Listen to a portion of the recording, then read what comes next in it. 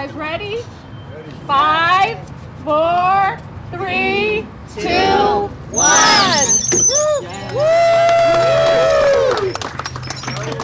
Yay! All right, Matthew, do it. Good job, Matthew.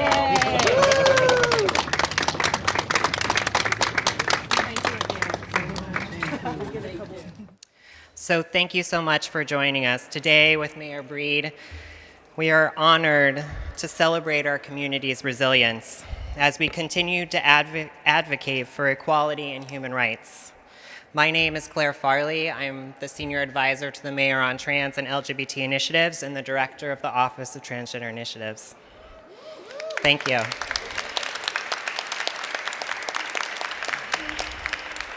From Compton's cafeteria riot to the nation's first trans city department, we have come so far thanks to many of you and the community leaders and allies who have paved the way before us. From Ms. Major to Felicia Flames, to Jazzy Collins, to Donna Persona, and so many more. Today, you are part of making history. As the Trump administration continues to attack our communities in San Francisco, we stand up against these attacks and celebrate each other. Here in San Francisco, we don't erase people. We understand that our differences are what makes us special. I'm so proud to work for a city that stands firm that we will not allow discrimination of any kind unchecked. San Francisco continues to protect all of our communities and be a sanctuary city regardless of the federal administration, regardless of how they want to redefine gender, ban us from military service, or strip away our rights for medically necessary care. At the Office of Transgender Initiatives, we are working every day to advance policies, programs, and equity for trans and gender nonconforming communities. Earlier this month, we partnered with Mayor Breed to release a directive requiring all city departments to broaden gender identity options across all city forms. Furthermore, we're providing trans inclusion training across all city employees because everyone should feel safe when reaching our city services. Also last week, our Trans Advisory Committee had the opportunity to meet with Mayor Breed to discuss several community priorities that we identified through a series of community stakeholder meetings. I'm looking forward to working with the mayor, the Board of Supervisors, and other city departments to move these important priorities forward. I am excited to share that we are launching 2 exciting pilots this year to better serve our diverse communities, including a trans and LGBT immigrant fellowship program, as well as a Civic Bridge project to pilot increased navigation services so that trans folks can access the wide range of services that we have here in our city. Since I started in this role in December, I've had many opportunities to engage, but our community has been under attack more now than ever before. We've worked to create chosen name policies across the city. We track anti-LGBT legislation, and we will make sure that any state that tries to discriminate against us gets added to this travel ban and contracting bans because we will not do business with states that think that discrimination is okay.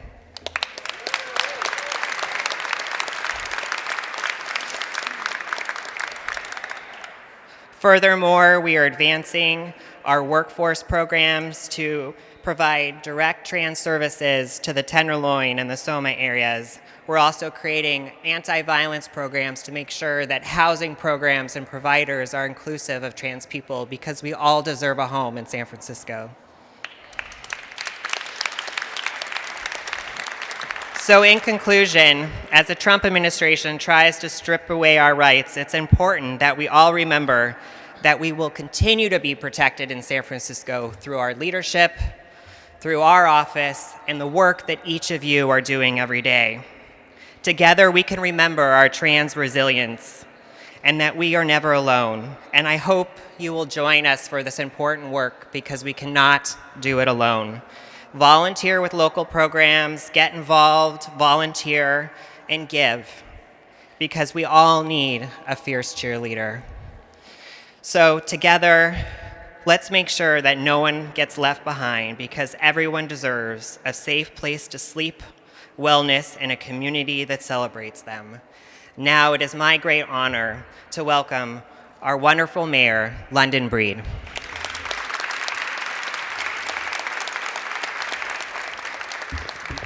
Thank you, Claire. And aren't we just lucky to have such incredible leadership for our Office of Transgender Initiatives here in San Francisco? We really appreciate you.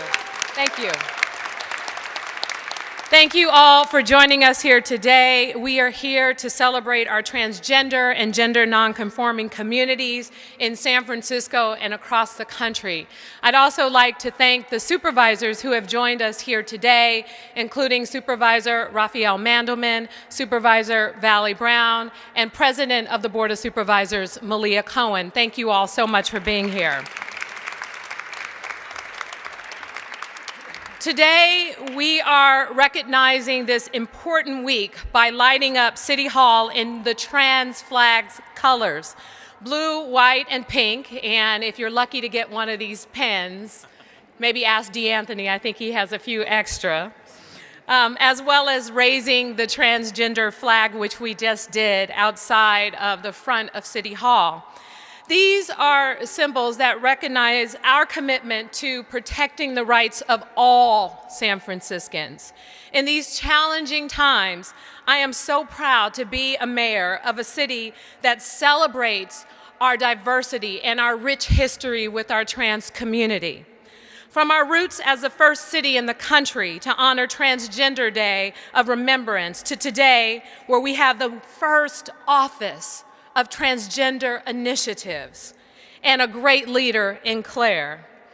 As I look around, I think about the challenges facing us as a nation and as a city. I am reminded constantly of the resilience of the trans community. We have a federal administration that attacks our most vulnerable communities time and time again.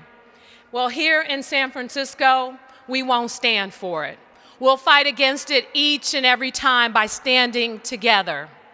That's why earlier this month, I sent an executive directive to all city departments requiring the expansion of gender identity options across all city forms and mandating trans inclusion training for all city employees working with the public.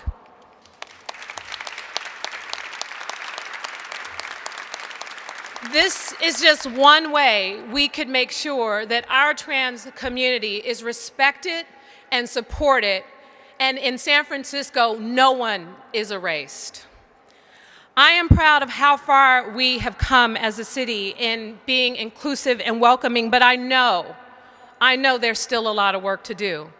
Just as you have remained resilient in the face of adversity, I will remain committed to addressing the needs and priorities of the trans and LGBTQ communities here in San Francisco.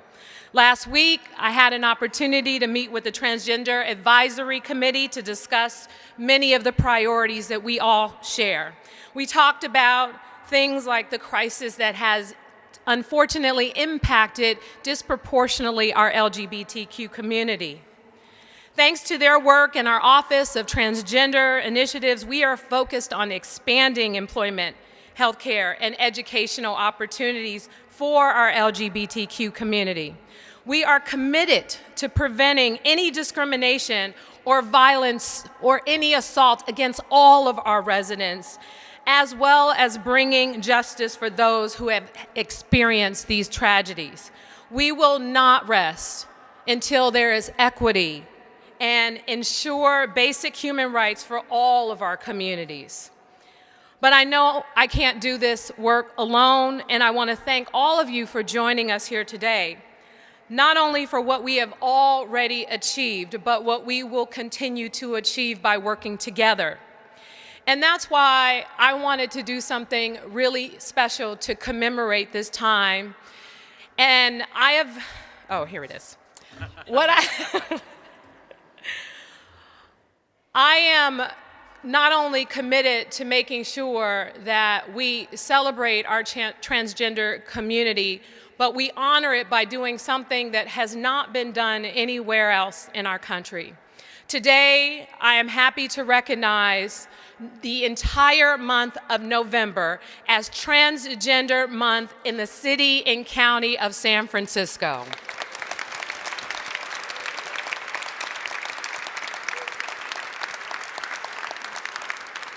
I'd also like to recognize and appreciate the work of our Transgender Advisory Committee because they are spending countless hours working to push forward the right policies, the right investments, the right things here in the city that we need to do in order to address many of the challenges we face. And so here I'd like to present Commissioner Melanie Apon with this award, as well as Honey Mahogany, two of the leaders of the Transgender Advisory Committee here. And we will do everything we can to continue to work together in order to move a lot of the great initiatives forward based on the work that we know you are both committed to doing. So thank you both for being here today.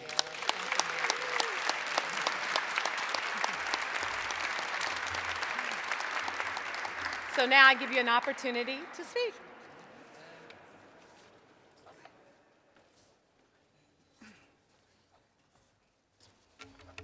Good afternoon, everybody.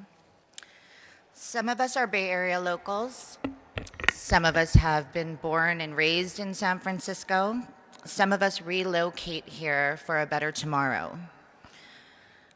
San Francisco is the first city in the nation to have a trans-led government office. This city is committed to the advancement of the transgender community. I am a proud member of the Transgender Advisory Committee and am honored to work alongside some of SF's fiercest community leaders. If you are a part of the TAC team, please stand up. We'd like to acknowledge you. Thank you for being leaders in our community. At the TAC, we help prioritize our community needs and give recommendations that advise the Office of Transgender Initiatives and the Mayor's Office. I am also a Human Rights Commissioner and was appointed by our late Mayor, Ed Lee, may he rest in peace.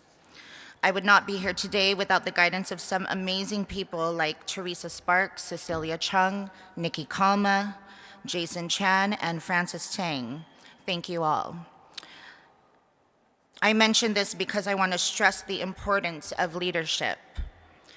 This recent midterm election, we had a rainbow wave, everybody.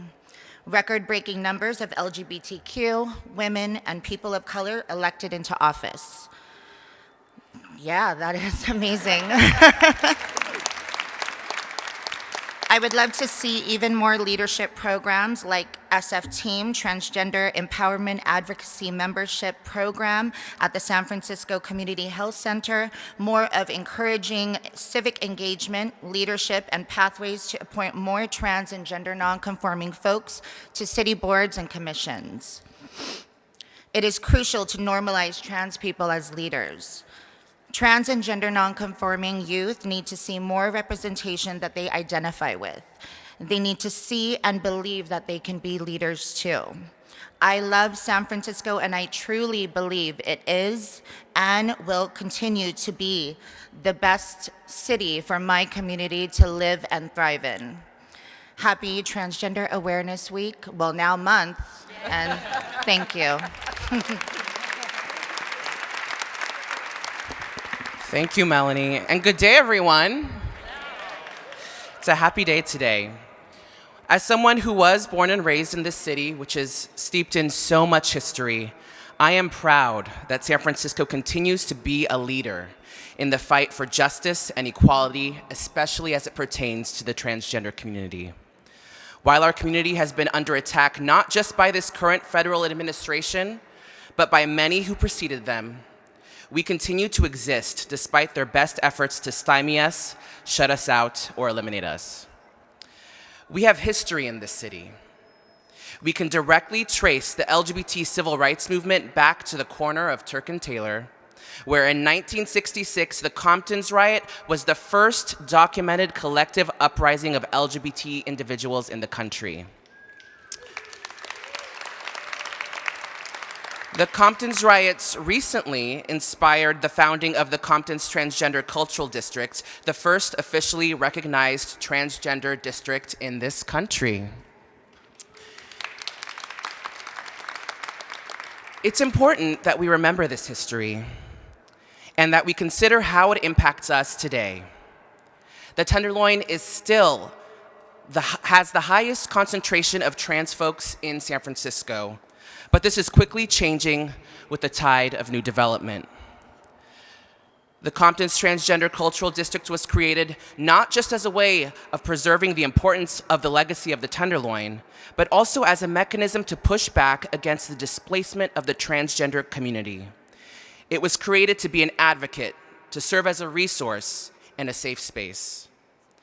It has been my honor to represent the district thus far, along with co-founders Janetta Johnson from TGIJP, Aria Saeed and Stephanie Ashley of St. James Infirmary, and Nate Albee and Brian Basinger from the Q Foundation.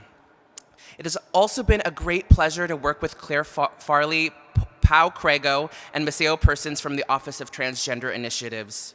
Under Ms. Farley's leadership, OTI has been a tremendous resource and support to the community, being a strong advocate for inclusion and frequently prioritizing the voices of underrepresented members of our community, including people of color, formerly incarcerated individuals, and the undocumented. Through working with OTI and serving on the Trans Advisory Council, we have been able to make key recommendations on how to best support the needs of the trans community here in San Francisco. These recommendations are improving access to safe housing for trans and LGBTQ communities by providing targeted housing programs and services that prioritize vulnerable populations, such as trans, homeless individuals recovering from gender-affirming procedures, and LGBTQ older adults. Improving mental health of trans communities by developing and implementing trans-specific mental health services programs and peer support initiatives, and expanding funding opportunities such as dedicating resources to support trans arts and community events. Increasing economic development programming designed for various trans communities living in poverty or at risk of living in poverty. Increasing access to education and employment opportunities by instituting chosen name and gender systems. Increasing access to legal immigration services and legal services for people with criminal records, increasing civic engagement of trans communities by developing and implementing leadership development programming, increasing care planning and care coordination by developing and implementing navigation strategies, and reducing rates of incarceration, recidivism, and related health and economic disparities by increasing funding for prevention and reentry community programs focused on trans communities. We hope to be able to continue to work with the Mayor's Office, the Board of Supervisors, and the City and County of San Francisco to make sure these recommendations are implemented so that the contributions of the transgender community to our city's history, strength, and culture are not just honored, but carry forward into the future. Thank you.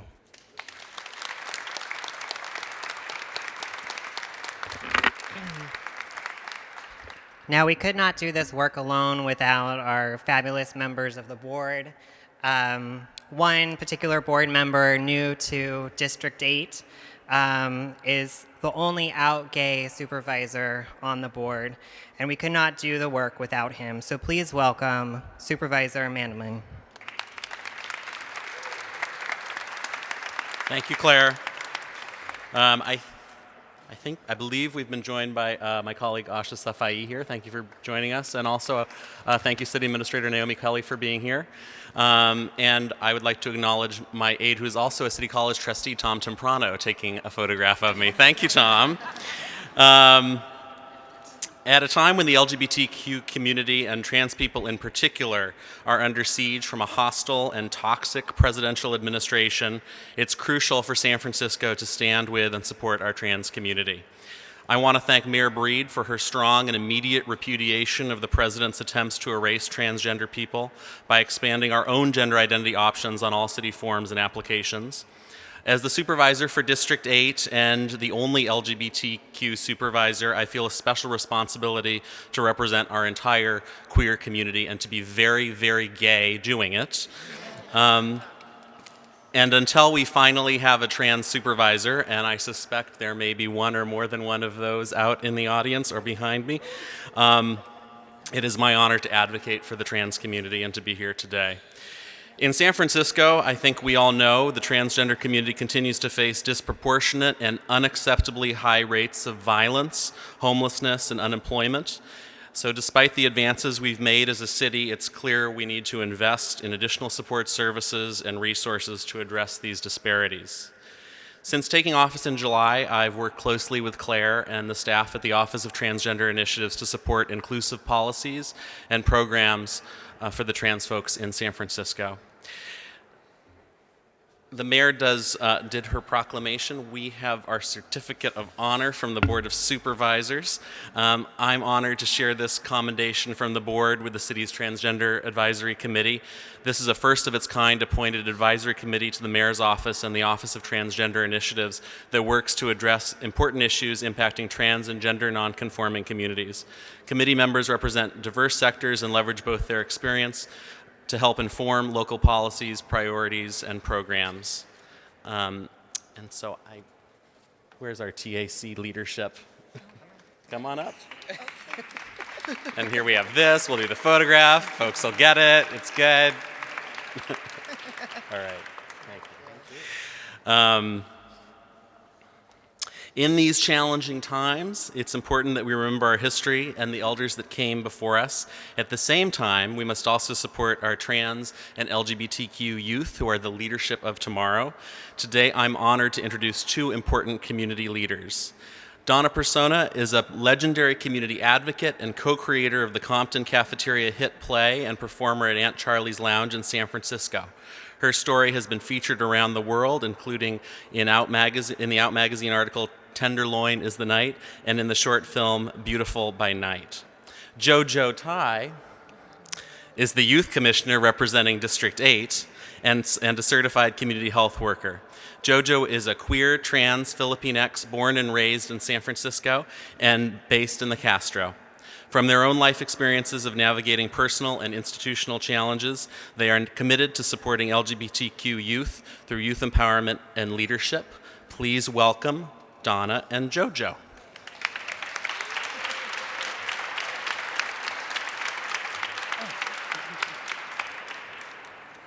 Good afternoon.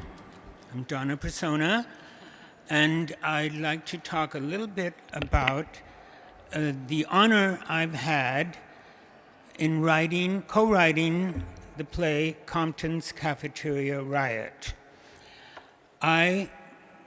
When I was, I'd say, snot-nosed kid on the fence coming from San Jose, I wanted to find people that I felt were more like me. So I don't know how I came to the decision that San Francisco would be the place to come. But I got on a Greyhound bus and I came to San Francisco. And I couldn't get into bars. I didn't know where they were anyway. But I landed on a place, Compton's Cafeteria, an all-night diner. And I will say that that's where I first I saw these beautiful women, and I later learned that they were born as male. But I became friends with them, and I learned about their lives. And, they had decided to match their outside with their inside. They had what I call courageousness. By deciding to live the way that they know that they are, they were started by being abandoned by their families. So they had no family, and they came to San Francisco, and their lives became completely criminalized. They couldn't get jobs, they couldn't go to school, they couldn't get any kind of health care. So this play will tell the story of their lives. And when you see this play and hear these stories and learn about them, you will understand what informed their choices in life. I will say that these women were sex workers, and they ended up in prison sometimes. And in one case, in many cases, they found themselves in prison because they were impersonating a woman. They were wearing women's clothes. And they went to jail for that, served time, and you come out of jail and you can't go to college, you can't get a job. So it spirals down from that. And so they did what they had to do.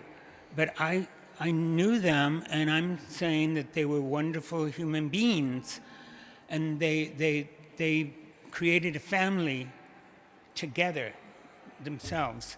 And so this story, this play, will let people know why they made the choices they made, and the bravery, their bravery.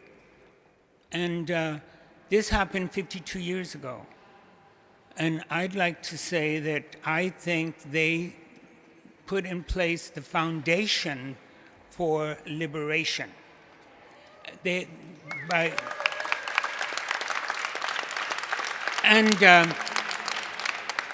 Through their personal needs, this comes with a foundation.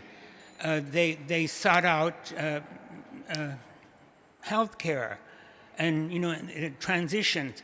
And by transitioning in those days, they had what they called hormone parties. There was nothing legal, and there was no place really safe to do any of this.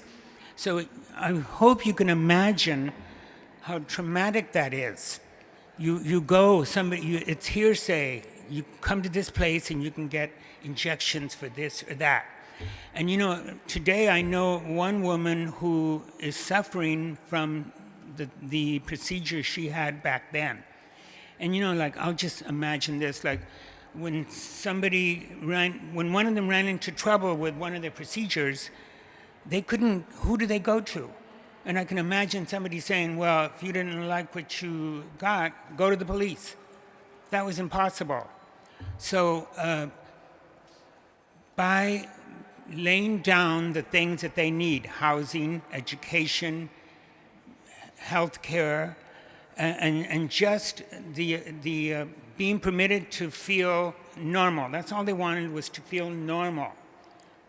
And so today, we are benefiting from what they laid down, what the needs that transgender people need. And with this play, this is something I say from time to time.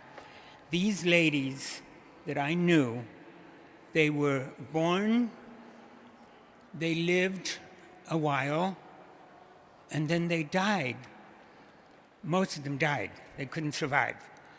And they didn't get anyone saying to them, everything you're doing and who you are is wonderful and right. They didn't get to hear that. We get to hear that now, and we get support. They didn't get that. So what is most meaningful for me is to know that their lives are engendering good things now. So their life is not in vain. It wasn't in vain. And I want to believe that they are, well, I'm honoring them, and I hope you will honor them. And somehow their life was not a waste, not a waste. I wasn't brave enough to do that, to do what they did. But they came before us, and there are models. And we know, we've heard about it already today, there's a pushback. There's forces that want to take away what we've gained. So I'm going to say, now more than ever, we got to get out there and do something. And I'm going to say, like, sometimes in the past, other transgender people or people under the queer spectrum might tell them, just by presenting in the streets, you are doing part of the job. People see you and they say, oh, they exist, they belong here. But we need to do more than that now. And I'm going to ask each and every one of you, whether you're transgender or not, to do something. Don't stay home. You've got to do something to keep us thriving. Okay?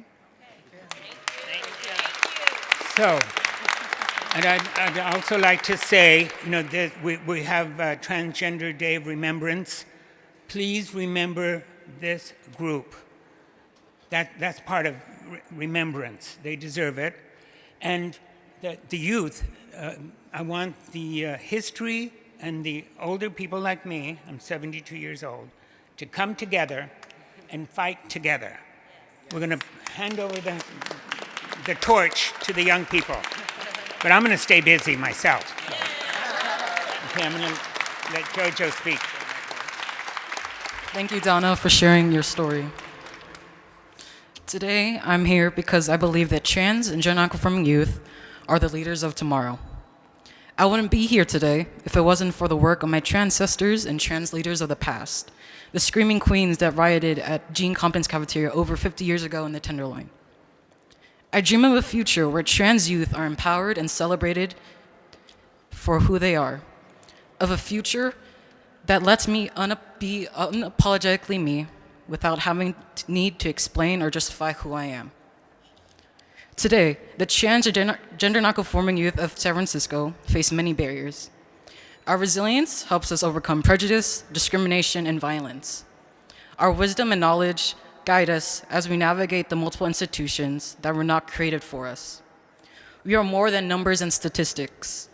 We are contributors and leaders in our communities. We are a community that is here for one another to be brave and vulnerable, to support and uplift each other, to heal and grow. We won't be quiet and back down until we are included in the conversation and decision-making process with full equity. What trans youth leadership means to me is having visibility.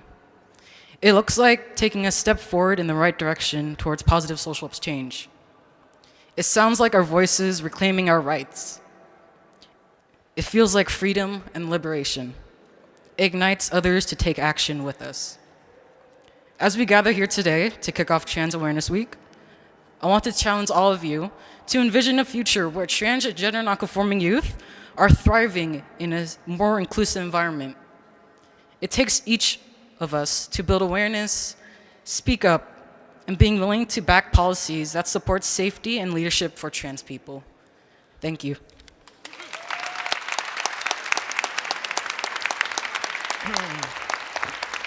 So I want to thank you all for coming out today. Thank you to Mayor Breed, supervisors, and our TAC. Together we can do this work. Don't give up, stay hopeful, and join us for a little reception. Thank you.